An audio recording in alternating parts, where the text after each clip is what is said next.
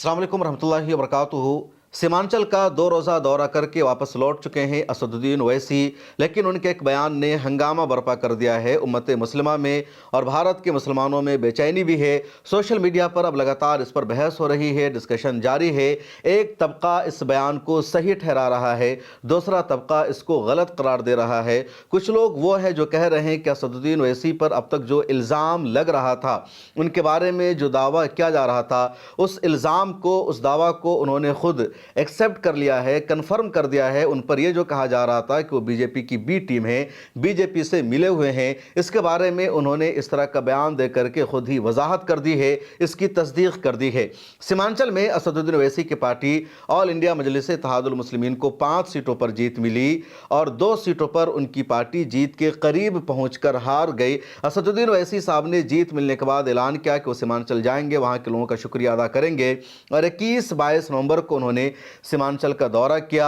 7 assembly हलकों का उन्होंने दौरा किया, वहां जाकर लोगों से उन्होंने मुलाकात की, रैलियों को खिताब किया। उनके साथ उनके जितने जीते हुए एमएलएज हैं वो भी मौजूद थे और जो हारे हुए एमएलएज हैं उनमें से भी कई वहां पर पहुंचे थे। सब जगह असदुद्दीन ओवैसी का शानदार इस्तकबाल किया गया। असदुद्दीन ओवैसी सिर्फ उन असम्बली हलकों में नहीं गए जहां से उनको जीत मिली, बल्कि उन असम्बली हलकों में भी गए जहां उनके उम्मीदवार को हार मिली और दूसरे नंबर पर उनका उम्मीदवार रहा, जैसे बलरामपुर और ठाकुरगंज। इसके अलावा जोकीहाट, वैसी और बहादुरगंज, अमौर और कोचा धामन में असदुद्दीन ओवैसी को जीत मिली। असदुद्दीन ओवैसी का यह दौरा बहुत अहम माना जा रहा था, लेकिन इस दौरा के दौरान असदुद्दीन ओवैसी ने एक बयान दिया। अपने बयान में असदुद्दीन ओवैसी ने कहा कि सीमांचल का डेवलपमेंट होना चाहिए, इसका विकास होना चाहिए और पटना में नीतीश कुमार की एनडीए की जो सरकार बनी है, उस सरकार को ऑल इंडिया मजलिस इत्तेहादुल मुस्लिमीन समर्थन देने के लिए तैयार है। शर्त यह है कि सीमांचल का विकास हो, डेवलपमेंट हो, काम सिर्फ पटना और राजगीर तक महदूद न रहे, बल्कि सीमांचल तक भी काम होना चाहिए। यहाँ नदियों का मसला है, कटाव का मसला है, सैलाब का मसला है, ये तमाम मसले हल होने चाहिए। आप सुनिए असदुद्दीन ओवैसी की स्पीच की ये क्लिप। जो मुश्किलात है और उसको दूर करने के लिए इंशाअल्लाह ताला हम पूरी कोशिश करेंगे। बहरहाल जो मैंने आज से वादा किया है कि मैं, अल्लाह मुझे जब तक जिंदा रखेगा, हम सीमांचल की लड़ाई लड़ते थे, लड़ रहे हैं और इंशाअल्लाह ताला लड़ते रहेंगे। इसमें कोई किसी भी किस्म से इसमें कोई न कोताही होगी, न किसी भी किस्म से इसमें कोई समझौता होगा। पटना में नीतीश कुमार की सरकार है, बिहार की जनता ने उनको इख्तियार दिया है, हमारी तरफ से हम उनको पूरा ताउन पेश करेंगे, बशर्ते कि वो सीमांचल की जनता से इंसाफ करें, यहाँ पर फिरका परस्ती को बढ़ने ना दें और इंसाफ अगर जब बात मजलिस करती है तो सिर्फ मुसलमानों से नहीं, बल्कि सीमांचल की सरजमीन पर हमारे हिंदू भाई भी रहते हैं, दलित भाई भी रहते हैं, आदिवासी भी रहते हैं, तो इन तमाम से इंसाफ की लड़ाई मजलिस लड़ रही है।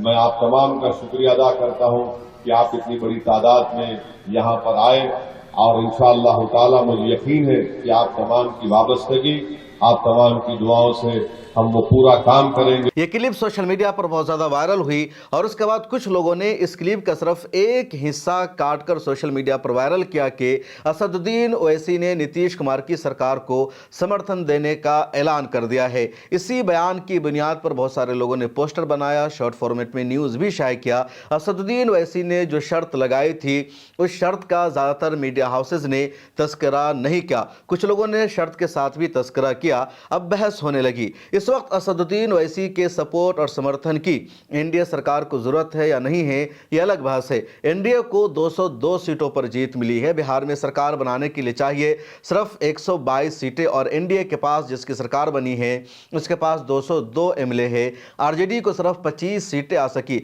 अगर एक सीट और कम हो जाती आरजेडी को तो तेजस्वी यादव को लीडर ऑफ अपोजिशन का स्टेटस भी नहीं मिल पाता, यह दर्जा भी नहीं मिल पाता जिस तरह 2010 में आरजेडी का हाल हुआ था। बहरहाल तेजस्वी यादव इस वक्त लीडर ऑफ अपोजिशन है और एनडीए को 202 सीटें हैं। तो इस वक्त एनडीए को बिहार में सरकार बनाने के लिए किसी के समर्थन की जरूरत नहीं, किसी के सपोर्ट की जरूरत नहीं, बगैर किसी सपोर्ट के एनडीए सरकार में है। हाँ, अगर नीतीश कुमार बीजेपी से अलग होकर सरकार बनाते, जिस तरह उनके ओथ लेने से पहले तक ये गुफ्तगू जारी थी, एआईएमआईएम ने अपने सोशल मीडिया हैंडल से ऑफर भी किया था था नीतीश कुमार को कि वो बीजेपी से अलग होकर सरकार बना लें और एआईएमआईएम उनको सपोर्ट करेगी। पप्पू यादव का भी एक बयान सामने आया कि उन्होंने कांग्रेस से बातचीत की है, नीतीश कुमार को चीफ मिनिस्टर बनाया जाएगा और वो बीजेपी को छोड़ दें, आरजेडी, कांग्रेस और एआईएमआईएम के साथ मिलकर सरकार बना लें। लेकिन ये सब सोशल मीडिया की अफवाह थी, लोगों की कयास आराइयाँ थी, हकीकत से इसका कुछ भी लेना देना नहीं था। उधर बीजेपी ने भी चालाकी की, लेकिन बीजेपी को चालाकी काम नहीं आ सकी। बीजेपी ने कोशिश की थी नीतीश कुमार को माइनस करके वो सरकार बनाए, अपना चीफ मिनिस्टर बनाए, लेकिन नीतीश कुमार ने बीजेपी के इस खेला को इस उम्र में भी कामयाब नहीं होने दिया। ये ज़रूर हुआ कि जो वजारत दाखिला है, जो गृह मंत्रालय है, उसको बीजेपी ने अपने हाथ में ले लिया और डिप्टी चीफ मिनिस्टर सम्राट चौधरी को वजारत दाखिला का कलमदान दे दिया गया है, जो बड़ा अलमिया है, नीतीश कुमार के लिए एक बड़ा झटका है, क्योंकि नीतीश कुमार हमेशा इस कलमदान को अपने हाथ में रखते थे। लेकिन ये बात तो इस हवाले से हो गई, सरकार बनाने के लिए नीतीश कुमार को किसी के समर्थन की अब कोई ज़रूरत नहीं रही। अब अगर असदुद्दीन ओवैसी ने ऐसा कहा तो सोशल मीडिया पर एक तबका ये लिख रहा है कि हिंदुस्तान में मुसलमान अगर एनडीए के साथ नहीं है, बीजेपी के साथ अगर नहीं है, तो मसला यह है कि बीजेपी और एनडीए मुसलमानों की शनाख्त उनसे छीनना चाहती है। बीजेपी और एनडीए मुसलमानों की शहरियत उनसे छीनना चाहती है। मुसलमानों को दूसरे दर्जे का शहरी बनाने का इनका मंसूबा है। मुसलमानों से वोटिंग राइट छीनने का मंसूबा है। मुसलमानों की मस्जिद, उनके मदरसे, उनके तालीमी इदारे पर बीजेपी हमला करती है। इस वजह से मुसलमान बीजेपी के साथ कभी नहीं जाता है। बीजेपी मुसलमानों को रोज़गार दे, मुसलमानों को तालीम दे, मुसलमानों के इलाका को तरक्की याफ्ता बना दे, मुसलमानों के इलाकों को पेरिस और लंदन बना दे।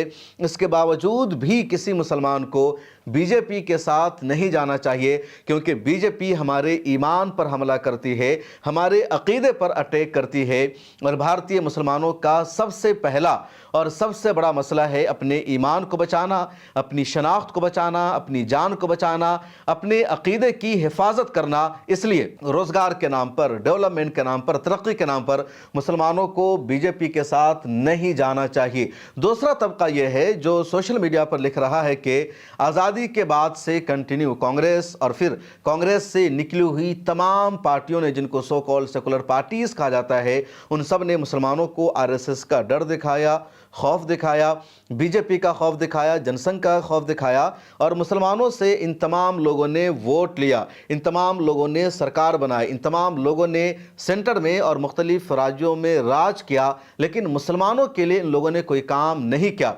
मुसलमानों का इलाका सबसे ज़्यादा पसमादा है, मुसलमानों में सबसे ज़्यादा गुर्बत पाई जाती है, मुसलमानों में सबसे कम तालीम पाई जाती है, मुसलमानों के इलाके में स्कूल नहीं, कॉलेजेस नहीं, मुसलमानों का अगर कोई ज़िला है जहां मेजॉरिटी में मुसलमान हैं, वहां कोई यूनिवर्सिटी नहीं, मेडिकल कॉलेज नहीं। और इसके लिए यही हुकूमतें ज़िम्मेदार हैं, क्योंकि बीजेपी को पहली मरतबा 1999 में सरकार बनाने का मौका मिला। 5 सालों तक अटल बिहारी वाजपेयी की सरकार रही। 2010 में दोबारा कांग्रेस सरकार बनाती है, फिर 2014 से बीजेपी की सरकार बनी और अब कंटिन्यू बीजेपी सरकार में है। तो आज़ादी को अगर 78 या 79 साल हुए हैं, तो इसमें 15-16 साल को निकाल दीजिए या 20 साल निकाल दीजिए, तो 50 साल बचेगा जिसमें कांग्रेस ने ही हुकूमत की है। स्टेट में भी कांग्रेस की या इस तरह की दूसरी पार्टियों की हुकूमत रही है।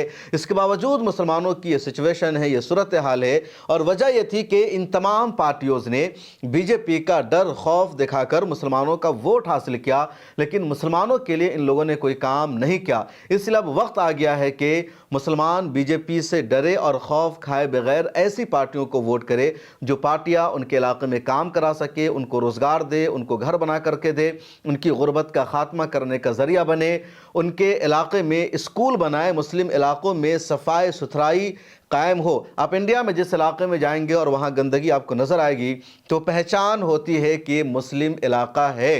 ये जो एक तरह से दाग लगा है मुसलमानों पर, इसको ख़त्म करना होगा। और उसके लिए अगर एनडीए की सरकार को समर्थन देना पड़े तो समर्थन दे देना चाहिए। ये कुछ लोगों की सोच है।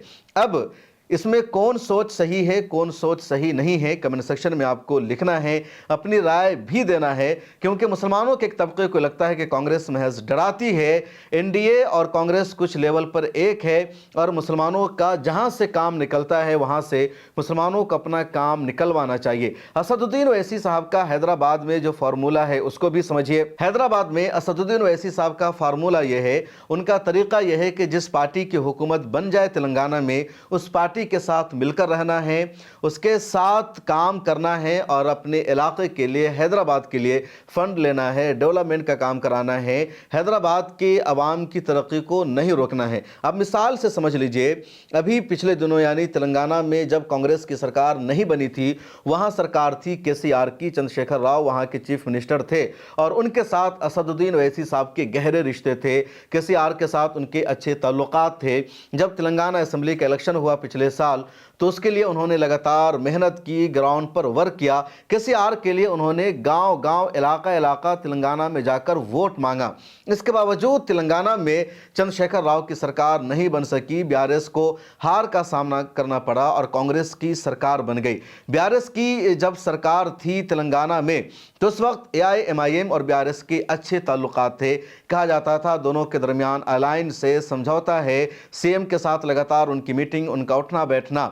लेकिन जैसे ही बीआरएस को हार का सामना करना पड़ा असेंबली चुनाव में, कांग्रेस की सरकार बनी, रेवंत रेड्डी चीफ मिनिस्टर बने, तो सबसे पहले एआईएमआईएम के चीफ ने मुबारकबाद पेश की। अकबरुद्दीन ओवैसी की उनके साथ तस्वीर सामने आई और एआईएमआईएम ने पूरी तरह कांग्रेस को सपोर्ट करना शुरू कर दिया। कांग्रेस से उनके अच्छे ताल्लुकात बन गए और अब केसीआर के लोग कह रहे हैं कि एआईएमआईएम ने हमारे साथ रिश्ता खराब कर लिया, हमें धोखा दिया, एआईएमआईएम ने हमारे साथ वफादारी नहीं निभाई। ताज़ा मिसाल समझ लीजिए, अभी जुबली हिल में बाईपोल इलेक्शन हुआ, उपचुनाव हुआ और उस उपचुनाव में ऑल इंडिया मजलिस इत्तेहादुल मुस्लिमीन ने अपने उम्मीदवार को खड़ा ही नहीं किया। केसीआर का वहां पर नुमाइंदा खड़ा था या कांग्रेस का नुमाइंदा खड़ा था और असदुद्दीन ओवैसी साहब ने कांग्रेस के नुमाइंदे को सपोर्ट किया। उनके सपोर्ट की वजह से कांग्रेस उम्मीदवार की जीत भी हो गई और कांग्रेस का उम्मीदवार कोई मुसलमान भी नहीं था। इसके बावजूद ओवैसी साहब ने सपोर्ट किया। क्यों? कि तेलंगाना में कांग्रेस की सरकार है और जो हुकूमत में है उनके साथ ओवैसी साहब ने हमेशा रिश्ता बनाकर रखने की कोशिश की है। ये दो मिसालें मौजूद है। अभी तक तेलंगाना में बीजेपी इस काबिल नहीं हो सकी है कि वो सरकार बना सके। अब बीजेपी अगर सरकार बनाती है तेलंगाना में, खुदा ना करे ऐसा हो, लेकिन अगर ऐसा होता है तो इस वक्त ओवैसी साहब का स्टैंड क्या होगा ये सबके सामने आएगा। लेकिन फिलहाल केसीआर को छोड़कर उन्होंने कांग्रेस के साथ अपना रिश्ता बेहतर बनाया और इसके पीछे का मैसेज यह है कि जो सरकार में है उसके साथ आपको रिश्ता बनाकर रखना होगा, उसके साथ ताल्लुकात को मजबूत करना होगा ताकि आपके यहाँ काम हो सके। अपोजिशन में रहने वाली पार्टी आपके इलाके का विकास नहीं करा सकती, डेवलपमेंट नहीं करा सकती, तरक्की कामों को नहीं करा सकती। अपोजिशन में रहने वाले लोग सिर्फ आवाज़ बुलंद कर सकते हैं और अगर आपके इलाके में कॉलेज चाहिए, यूनिवर्सिटी चाहिए, पुल बनाना है, सड़कों की तामीर होनी है, तो इन सब के लिए सरकार जब चाहेगी तभी होगा और सरकार से आपके रिश्ते अच्छे होंगे, आपके ताल्लुकात मजबूत होंगे, तभी ये काम होगा, नहीं तो नहीं हो सकता है। हैदराबाद में काम कराने के लिए ही ओवैसी साहब जिसकी सरकार होती है उसके साथ उनके रिश्ते अच्छे हो जाते हैं। अब यही फार्मूला सीमांचल और बिहार के लिए भी असदुद्दीन ओवैसी ने इख्तियार किया और उन्होंने पटना की सरकार को एक मैसेज दिया, हम इस सरकार को समर्थन देने को तैयार हैं, सपोर्ट करने को तैयार हैं, शर्त यह है कि यहाँ भी काम होना चाहिए। अब समर्थन का क्या मतलब? क्या नीतीश कुमार चीफ मिनिस्टर नहीं बन सकते हैं एमआईएम के सपोर्ट के बगैर? और अगर उन्होंने सपोर्ट कर दिया तो नीतीश कुमार चीफ मिनिस्टर बन जाएंगे? ऐसा बिल्कुल भी नहीं है। सरकार बन चुकी है और दूर दूर तक इनके समर्थन की कोई ज़रूरत नहीं है। इसके बावजूद अगर उन्होंने समर्थन देने की बातचीत की है तो इसका मतलब यही होगा कि एआईएमआईएम के वर्करों को ज़्यादा सरकार की मुखालफत नहीं करनी है, उनके साथ ताल्लुकात बेहतर करके फंड लाना है, बजट को मंजूर करवाना है, सीमांचल में काम करवाना है। ये असदुद्दीन ओवैसी कहना चाह रहे हैं, लेकिन कांग्रेस के नेताओं की तरफ से, दूसरे लोगों की तरफ से सख्ती के साथ, पूरी शिद्दत के साथ इसका विरोध भी किया जा रहा है। असदुद्दीन ओवैसी साहब ने सीमांचल दौरा के दौरान वहाँ के लोगों से मज़ीद कई वादा किया। एक वादा उन्होंने ये किया कि वो किशन गंज में सीमांचल में अपना एक बड़ा दफ्तर बनाएंगे और हर 6 महीने पर वो किशनगंज आएंगे, उस इलाका में आएंगे, वहाँ के लोगों के जो मसाइल हैं उसको जानने की कोशिश करेंगे। उसके अलावा असदुद्दीन ओवैसी साहब ने अपने तमाम एमएलए से कहा कि हफ्ते में 2 दिन उनको अपने विधानसभा में बैठना होगा, लोगों के मसाइल को सुनना होगा। और जब यही ऐलान असदुद्दीन ओवैसी साहब अमौर विधानसभा के एमएलए और बिहार के स्टेट प्रेसिडेंट अख्तरुल ईमान के लिए कर रहे थे, वो कह रहे थे कि अख्तरुल ईमान साहब को अमौर विधानसभा में 4 दिन बैठना होगा, 2 दिन अमौर में, 2 दिन बैसी ब्लॉक में। इसी बीच अचानक स्टेज के पीछे से अख्तरुल ईमान आते हैं और कहते हैं सर 2 दिन बहुत ज़्यादा हो जाएगा हफ्ते में, आप महीने में 2 दिन रखें क्योंकि पटना भी जाना है, वहाँ भी काम होता है। असदुद्दीन ओवैसी साहब ने कहा नहीं नहीं, बिल्कुल नहीं, आपको 2 दिन हफ्ते में देना होगा, 1 दिन अमौर में बैठना होगा, 1 दिन बैसी में बैठना होगा। और यही तमाम एमएलएस को करना होगा अपने विधानसभा में, और सबको अपने बैठने की, ऑफिस में जाकर लोगों से मिलने की, उनके समस्याओं को सुनने की जो तस्वीर है उसे भी मुझे व्हाट्सएप पर भेजना होगा। आप ओवैसी साहब की ये क्लिप भी देखिए। औज़ु बिल्लाहि मिनश शैतानिर रजीम, बिस्मिल्लाहिर रहमानिर रहीम, अस्सलामु अलैकुम व रहमतुल्लाहि व बरकातुहू। मोअज़्ज़िज़ हाज़रीन इकराम, बुज़ुर्गान कौम और मिल्लत, मेरी इज़्ज़तदार माँ और बहनों, गयूर नौजवान साथियों, मैं दिल की गहराइयों से आप तमाम का शुक्रिया अदा करने के लिए आया हूँ कि आप तमाम लोग मुत्तहिद होकर मजलिस इत्तेहादुल मुस्लिमीन के उम्मीदवार को आपने कामयाब किया। मैं आपका शुक्रगुजार हूँ और मैं आपका शुक्रिया इसलिए भी अदा करना चाहता हूँ कि आप तमाम ने मिलकर असबियत का शिकार हुए बगैर आपने एक सीसा पिलाई हुई दीवार की तरह अपने इत्तेहाद को मजबूत किया, और आज अल्लाह सुब्हानहू व तआला ने आपके इत्तेहाद, आपके सियासी शऊर की बिना पर यहाँ से दोबारा मजलिस इत्तेहादुल मुस्लिमीन के सदर वो रुकन असम्बली जनाब अख्तरुल ईमान साहब को अल्लाह ने आपकी दुआओं से, आपके वोट से कामयाब किया। मैं शुक्रगुजार हूँ अल्लाह सुब्हानहू व तआला का। मैं आप तमाम का शुक्रिया अदा करने के लिए आया हूँ, और अल्लाह ने हम तमाम पर एक बहुत बड़ा एहसान किया, और अगर हम अल्लाह का शुक्र अदा नहीं करेंगे तो अल्लाह हमको कामयाबियों से दोबारा हमकिनार नहीं करेगा। इसलिए उस पाक रब परवरदिगार का शुक्रगुजार हूँ कि उसने हम तमाम लोगों की मेहनतों को कबूल किया, आपके दिल में मजलिस इत्तेहादुल मुस्लिमीन की मोहब्बत को और मजबूत किया। मेरे पास अल्फाज नहीं है, ख़ास तौर से हमारी इज़्ज़तदार माँ और बहनों की वो मोहब्बत, वो वालियाना मोहब्बत जो उन्होंने पोलिंग के दिन अपने वोट का इस्तेमाल किया।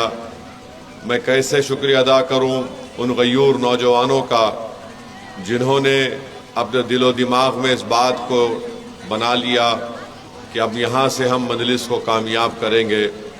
मैं हमेशा शुक्रगुजार हूँ हमारे बुज़ुर्गों का जिनकी सरपरस्ती हमको हासिल रही। आप तमाम का बेहद शुक्रिया, आपने अख्तरुल ईमान साहब को कामयाब किया। ये कामयाबी अख्तरुल ईमान साहब से ज़्यादा ये आपकी कामयाबी है, आपके सियासी शऊर की, आपके इत्तेहाद की कामयाबी है। अल्लाह आप तमाम को सलामत रखे। हम सुरजापुरी भी हैं, हम कुलैया भी हैं, हम शेरशाहवादी भी हैं, हम अंसारी भी हैं, हम शेख भी हैं, हम सब कुछ हैं, मगर एक बात हमेशा हमको याद रखना है कि हम मोहम्मद मुस्तफ़ा सल्लल्लाहु अलैहि वसल्लम की उम्मत हैं। ये हमारी सबसे बड़ी पहचान है। अल्लाह हमारे इस इत्तेहाद को मजबूत रखे, और इंशाअल्लाह ताला मैंने जो आपसे वादा किया था कि कामयाबी के बाद अमूर विधानसभा में, अमूर ब्लॉक और बैसा ब्लॉक में मैं मजलिस इत्तेहादुल मुस्लिमीन का एक दफ्तर बनाऊंगा। मैं वो दफ्तर बनाऊंगा इंशाअल्लाह ताला, और 6 महीने के अंदर हमारी कोशिश होगी कि उसके काम को शुरू किया जाए। اور میں امید کرتا ہوں کہ اختر الایمان صاحب ہفتے میں کم سے کم 2 دن امور بلاک کے آفس میں اور 2 دن بیسا بلاک کے آفس میں بیٹھ کر عوام سے ملاقات کریں گے، ان کی تکلیف کو سنیں گے۔ دوسری بات یہ ہے کہ رشوت خوری، بھرشٹاچار، اس کا خاتمہ امور کی ودھان سبھا ہو، بیسا کی ودھان سبھا ہو، یا کوچا دامن ہو، یا بہادر گنج ہو، یا جوکی ہاٹ ہو، اس کا خاتمہ کرنا یہ مجلس اتحاد المسلمین کے رکن اسمبلی کی ذمہ داری ہوگی۔ ہفتے میں 2 دن مشکل ہو رہا ہے، مہینے میں 2 دن بیٹھنا سر۔ نہیں، ہفتے میں 2 دن بیٹھنا ہے آپ۔ نہیں ہوگا تو پٹنہ میں نہیں،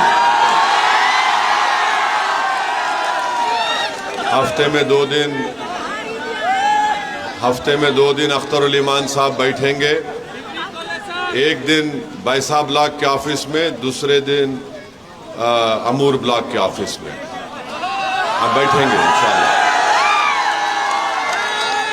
اور 6 مہینے میں 1 مرتبہ میں آنے کی کوشش کروں گا انشاءاللہ۔ تو ایک ہفتے میں 1 دن امور بلاک، ہفتے میں 1 دن بیسا بلاک۔ اختر بھائی بہت آسان کام ہے آپ کے لیے۔ نہ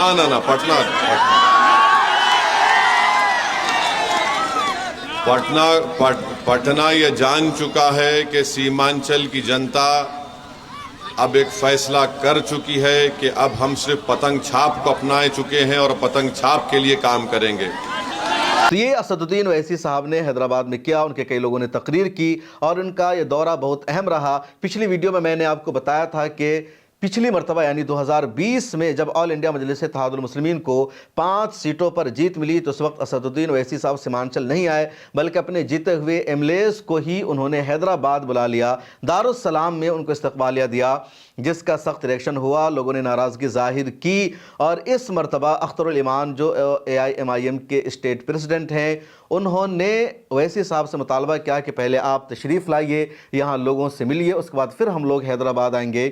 اور اسد الدین اویسی صاحب نے یہی کیا، وہ جمعہ کو پہنچے اور وہاں تمام جیتی ہوئی اسمبلی سیٹوں کا، اس کے علاوہ جو 2 اسمبلی سیٹیں جہاں ان کو ہار کا سامنا کرنا پڑا، وہاں کا انہوں نے دورہ کیا، لوگوں سے ملاقات کی، اور کافی لوگوں میں جوش دیکھا گیا، جنون دیکھا گیا۔ ان کی ریلیوں میں کافی لوگ نظر آئے، جس طرح چناؤ سے پہلے کافی لوگ موجود تھے، اسی طرح بڑی تعداد میں چناؤ کے بعد بھی جو تھینکس ریلی تھی، یا کہہ لیجئے جو ان کی وکٹری اسپیچ اور ریلی تھی، وہاں بھی کافی تعداد میں ہر جگہ لوگ نظر آئے، اور ان کے سبھی پروگرام میں ان کے تمام ایم ایل ایز ایک ساتھ نظر آئے۔ اس دوران AIMIM کو لے کر سب سے زیادہ جس لیڈر کے بارے میں لوگ افسوس کا اظہار کر رہے ہیں وہ عادل حسن آزاد ہے، جن کو بلرام پور ودھان سبھا سیٹ سے محض 389 سیٹوں سے ہار کا سامنا کرنا پڑا۔ اسد الدین اویسی صاحب نے اور کیا کچھ کہا، آپ سنیے اور مجھے دیجیے اجازت۔ جو ناکام تو ہوئے ہیں مگر ان کے حوصلے اور عزم اور وہ آج بھی ان کے حوصلے اونچے ہیں۔ میں آپ تمام کا شکریہ ادا کرتا ہوں، خاص طور سے بلرام پور کی عوام کا، کہ انہوں نے 80,000 کی تعداد میں نکل کر اپنے ایک ووٹ کا استعمال جناب عادل حسن کے حق میں کیا ہے، اور میرا یہ اخلاقی فریضہ ہے کہ میں آپ تمام کا شکریہ ادا کروں۔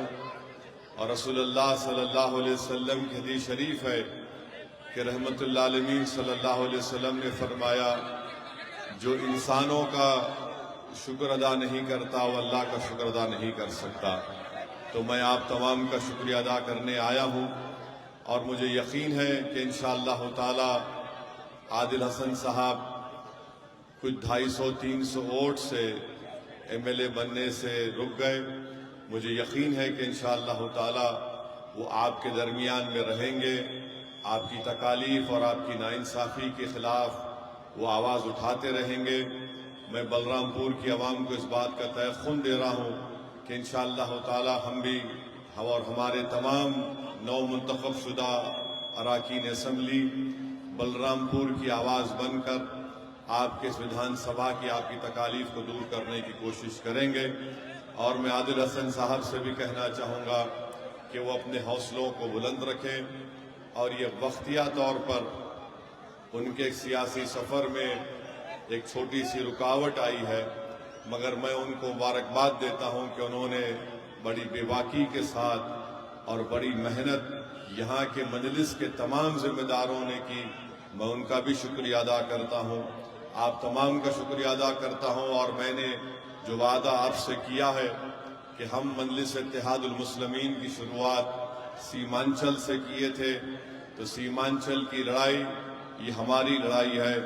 جب تک اسد الدین اویسی زندہ رہے گا اور مجلس اتحاد المسلمین کا پرچم اٹھا کر سیمانچل کی جنتا چلتے رہے گی، سیمانچل ترقی کرتا جائے گا، سیمانچل سے ناانصافی کا خاتمہ ہوگا۔ اور انشاءاللہ آپ دیکھیں گے کہ ہماری یہ 5 ودھایک رکن اسمبلی بہار کی ویدھان سبھا کے در و دیوار کو ہلا کے رکھ دیں گے سیمانچل کے انصاف کے لیے لڑنے کے لیے۔ اور انشاءاللہ تعالی یہاں پر ایک نئے دور کا آغاز ہوگا۔ میں پھر سے آپ تمام لوگوں کا بہت بہت شکریہ ادا کرتا ہوں، اور انشاءاللہ تعالی میں آتا رہا اور آتا رہوں گا یہ کہہ کر میں آپ سے اجازت چاہتا ہوں۔ اللہ سبحانہ و تعالی آپ تمام کی کوششوں کو قبول کرے، اور انشاءاللہ تعالی جو لوگ کہہ رہے تھے کہ یہ ہمارا لال قلعہ ہے، ہم نے بتا دیا کہ ہمارے ہرے کے سامنے کوئی لال نہیں ٹھہر سکتا۔ السلام علیکم ورحمۃ اللہ وبرکاتہ۔